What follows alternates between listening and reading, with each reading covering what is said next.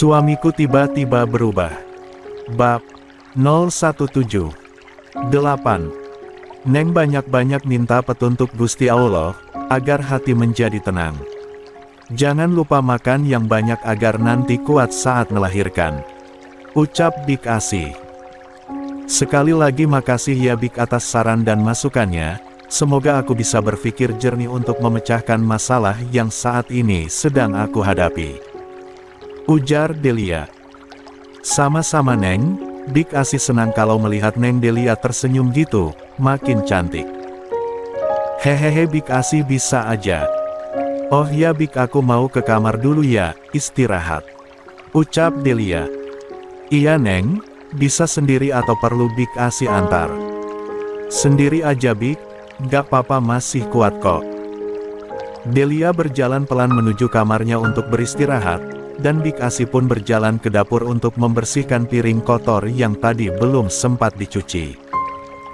9. Delia yang kepikiran soal saran dari Bik Asih kemarin, mulai berpikir siapa yang akan dihubunginya untuk dimintai tolong, karena dengan kondisi Delia saat ini sangat tidak memungkinkan bekerja sendiri. Otomatis harus minta bantuan orang lain. Delia ingat dia punya sahabat bernama Rio. Kemudian Delia menghubungi sahabatnya untuk bisa membantunya dalam hal ini. Ping. Assalamualaikum Rio. Waalaikumsalam Delia. Jawab Rio. Aku boleh minta tolong nggak? Kamu butuh apa? Bilang aja. Jawab Rio. Aku minta tolong carikan orang yang bisa bekerja jadi detektif untukku, yang bisa dipercaya dan mau bekerja. Balas Delia. Oke, kalau itu aku bisa bantu kamu. Nanti akan aku kenalkan langsung sama orangnya. Tulis Rio. Boleh. Kita ketemu di cafe XX ya. Chat Delia. Oke, balas Rio. Sip, balas Delia. Bik Asih menyiapkan sarapan buat Delia dan dirinya. Bik Asih duduk santai menunggu Delia keluar dari kamarnya. Neng Delia udah rapi. Mau kemana emangnya? Aku mau ketemu temen Bik, sekalian juga aku mau ngajak Bik Asih, takut kenapa-napa sebab perut aku udah sangat besar. Ucap Delia. Baik Neng, tapi ayok sarapan dulu semua udah Bik Asih sediakan di meja makan. Jawab Bik Asih. Baik Bik. Ucap Delia sambil duduk di kursi meja makan. Mereka menikmati sarapan pagi dengan lahap. Neng jangan lupa minum vitamin dan susu ya agar nantinya tubuh Neng kuat. Ucap Bik Asih. Oke Bik. Jawab Delia. Setelah makan Delia santai menikmati buah dan susu panas, sambil menunggu Bik Asih berkemas dan bersiap-siap. Tak lama taksi online yang dipesan Delia pun tiba, karena Delia nggak kuat bawa mobil sendiri jadi mereka terpaksa harus naik taksi online. Rio yang sudah sampai duluan bersama temannya yang akan membantu Delia menjadi detektif juga sudah duduk bersama Rio. Kemudian disusul Delia dan Bik Asih untuk memasuki kafe tersebut. 10. Sudah lama? Tanya Delia pada Rio. Belum lama sih baru 15 menit. Jawab Rio. Silahkan duduk, kenalkan ini teman yang aku ceritakan itu, namanya Putra. Oh ya, kenalkan aku Delia. Kemudian Delia mengulurkan tangannya pada Putra. Bik Asih minta izin pergi ke toilet, sedangkan Putra sedang menerima telepon dari seseorang. Sekarang tinggallah Delia bersama Rio yang sama-sama melihat buku menu untuk mereka pesan. Di saat itulah datang Agus yang kebetulan bersama kliennya untuk makan siang bersama. Agus sangat marah melihat Delia bersama laki-laki lain, sementara dia sangat kewalahan untuk menghubungi dan mencari Delia karena beberapa hari ini kehilangan jejak keberadaan Delia. Tiba-tiba Agus mendatangi Delia. Sambil bertepuk tangan. Prok, prok, prok.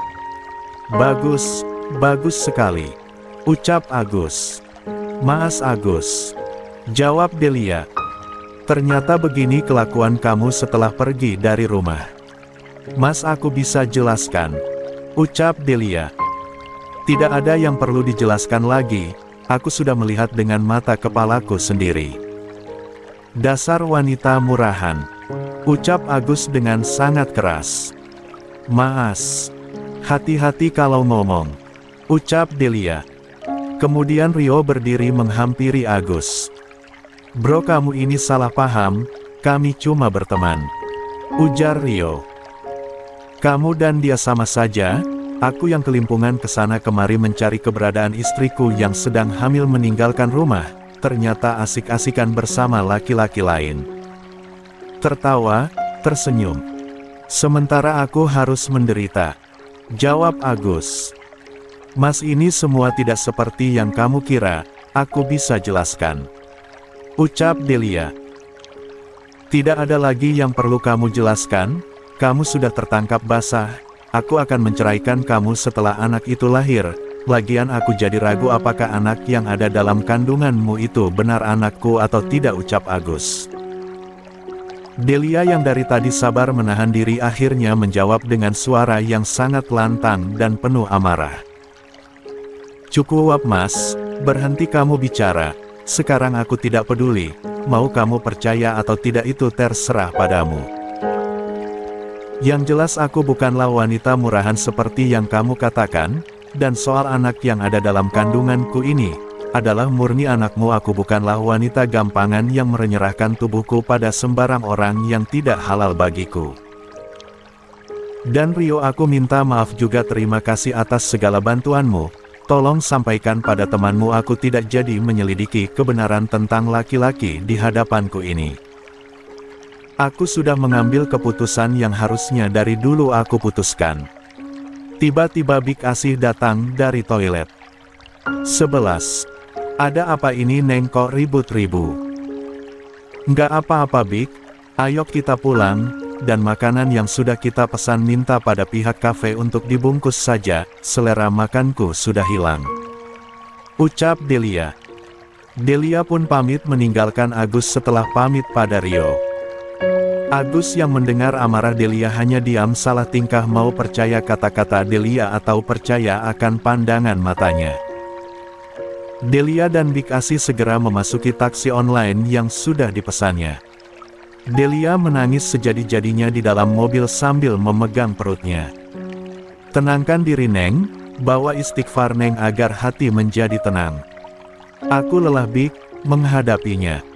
Aku menyerah Bik, aku tidak kuat, ucap Delia. Rio yang masih berada di kafe bersama temannya, mengutarakan pendapatnya. Pat Agus, suami Delia. Kamu sudah salah langkah bro, andai kamu tahu apa sebenarnya yang dilakukan Delia pasti kamu akan menyesal telah berbuat seperti tadi, ucap Rio. Ya, menyesal karena aku datang ke sini, melihat kalian berduaan di sini, jawab Agus. Kamu dengarkan aku sebentar bro, setelah itu silahkan kamu mau mengambil kesimpulan dan langkah apa selanjutnya. Delia meminta aku untuk mencarikan seorang detektif, untuk memantau kamu dan keseharian kamu setelah dia pergi dari rumah, karena dia ragu apakah kamu berubah atau sebaliknya. Awalnya dia bersikeras ingin pisah dari kamu bro, tapi artinya memberi saran agar tidak berbuat gegabah dan tabayun terlebih dahulu agar kelak tidak menyesal. Lalu aku dan Delia janjian di sini, untuk mengenalkan orang yang akan membantunya. Tuh teman aku yang sedang nelpon, dan Delia untuk menjaga marwahnya sebagai istri dia ini tidak sendirian bro, dia datang bersama artnya yang kebetulan tadi pergi ke toilet untuk buang air. Deh. Agus kaget mendengar penjelasan Rio. Jadi kalian? Ya, kami hanya sebatas teman dan tidak seperti yang kamu kira. Saya yakin setelah ini kamu akan semakin sulit untuk membujuk Delia. Betapa dia sangat hancur mendengar semua penghinaan yang keluar dari mulutmu. Menuduhnya berbuat serong, bahkan menuduhnya berzina. Perlu kamu ketahui, di dalam agama kita menuduh seorang istri berbuat zina secara tidak langsung talak kamu sudah jatuh kepada Delia istri kamu. Makanya harus hati-hati kalau bicara, pikirkan sebelum diucapkan, karena apa jangan sampai mulutmu akan menjadi bumerang untuk dirimu sendiri. Jadi apa yang harus aku lakukan? Tanya Rio. Aku tidak bisa memberikan kamu saran atau pendapat, tapi kamu pikirkan sendiri bagaimana baiknya menurutmu. Aku permisi dulu, ucap Rio.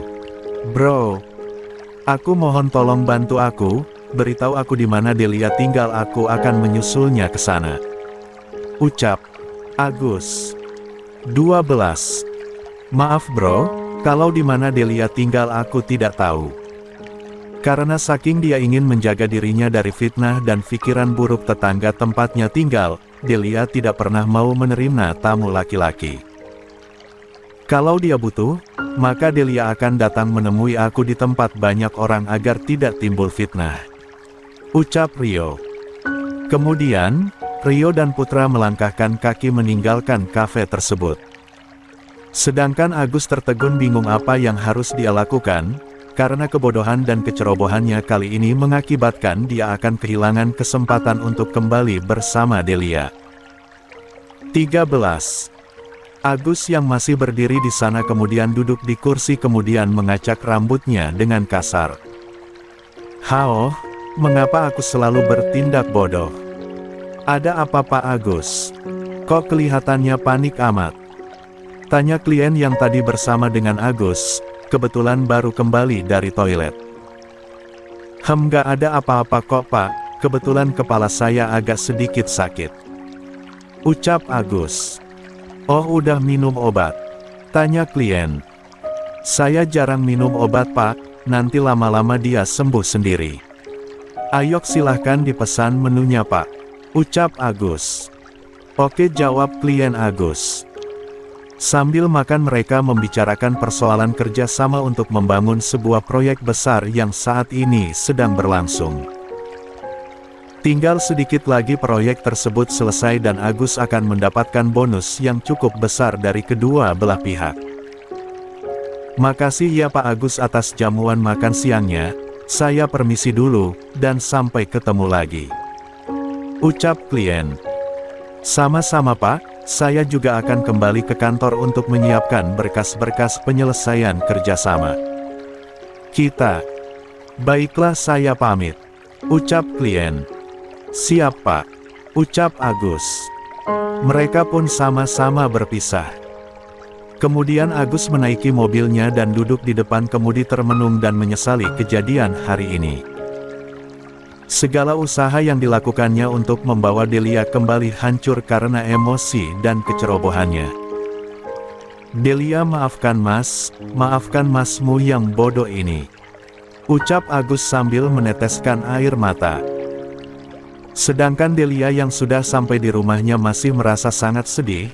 Delia terbayang-bayang semua kata-kata yang dilontarkan Agus kepadanya sungguh sangat menyakiti hati dan perasaannya. Ada apa Neng? Silahkan cerita sama Bibik. Jangan dipendam sendiri, nggak baik apalagi saat ini Neng sedang hamil besar. Maafkan saya Bik, saat ini hati saya sangat hancur, tolong antarkan saya ke kamar ya. Nanti sudah sampai di kamar saya ceritakan sama Bik Asih. Baik Neng. Ucap Bik Asih. Kemudian Delia dan Bik Asih berjalan menuju kamar Delia. Kayaknya Neng sudah dekat jadwal melahirkan, kata Bik Asih. Kok Bik Asih bisa tahu? Tanya Delia. 14. Perut Neng kayaknya udah turun, jadi Neng harus hati-hati ya. Kalau jalan pelan-pelan dan jangan terlalu stres nanti payah brojolnya si jalbang bayi. Ucap Bik Asih. Iya Bik, jawab Delia. Kemudian Delia duduk lalu bersandar yang ditopang bantal ke kepala tempat tidurnya. Lalu Bik Asih membantu menaikkan kaki Delia yang terjuntai. Gimana Neng, apakah udah agak enakan? Tanya Bik Asih. Alhamdulillah Bik, badanku sudah agak mendingan dan kakiku juga sudah tidak kram lagi. Ucap Delia. Sekarang silahkan Neng ceritakan apa permasalahan yang saat ini terjadi. Sebab tadi perut Bibik sangat sakit karena udah 2 hari nggak buang air besar, makanya lama di toilet. Jadi Bibik nggak ngeliat kejadian yang menimpa Neng Delia, ucap Bik Asi. Tadi setelah Bik Asi pergi ke toilet, aku dan Rio sedang melihat buku menu makanan, nggak tahunya ada Mas Agus yang datang secara tiba-tiba.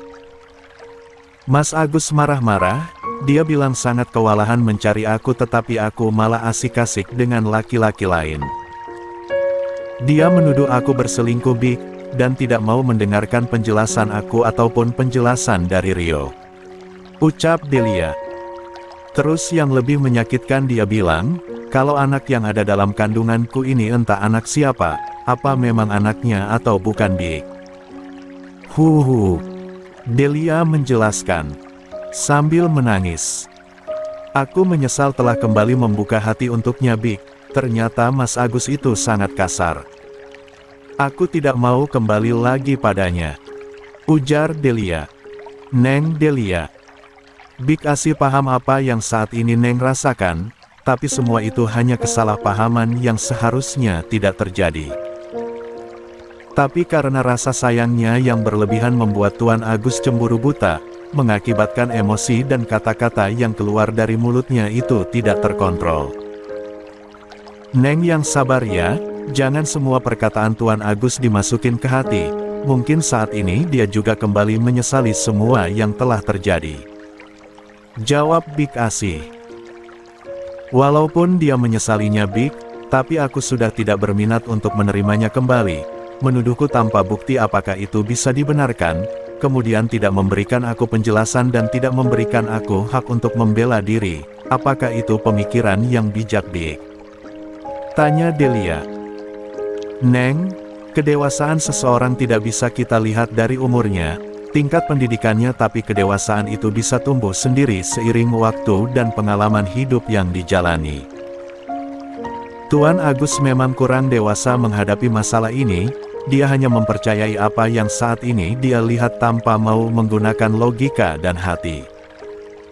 Tapi beriringnya waktu, dewasa dalam pemikirannya pasti akan timbul. Saran Bik Asi, beri dia waktu untuk berpikir dan memperbaiki semuanya. Neng juga demikian, tenangkan hati dan pikiran Neng, apalagi saat ini Neng akan melahirkan, hanya tinggal 15. Menunggu hari. Banyak-banyak istighfar, buang perasaan dan pikiran buruk yang hanya akan membuat Neng menjadi stres.